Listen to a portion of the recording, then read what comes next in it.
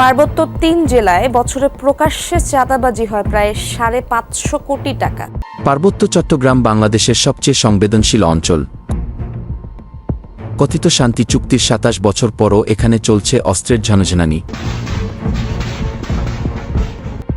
সন্ত্রাস, চাঁদাবাজি, অপহরণ আর হত্যাকাণ্ডে অভিযুক্ত যারা, তারা কি আসলেই অধিকার আদায়ের সংগ্রামী, নাকি আরেকটি সশস্ত্র মাফিয়া গোষ্ঠী?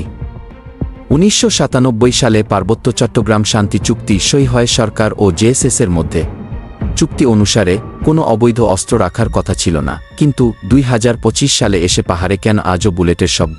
২০ মার্চ খাগড়াছড়ির জামিনীপাড়া এলাকার মায়াপাড়ায় জেএসএস সন্ত্রাসীদের হামলায় নিহত হন ইউপিডিএফ সদস্য সুবীর ত্রিপুরা। স্থানীয়দের অভিযোগ, জেএসএস-এর সশস্ত্র গ্রুপ প্রতি মাসে আদায় করছে লাখ লাখ টাকার চাঁদা না দিলে অপহরণ, গুম, কখনো সরাসরি হত্যা। স্থানীয়রা বলে, মুক্তিপণ না দিলে ফিরে আসে শুধু লাশ।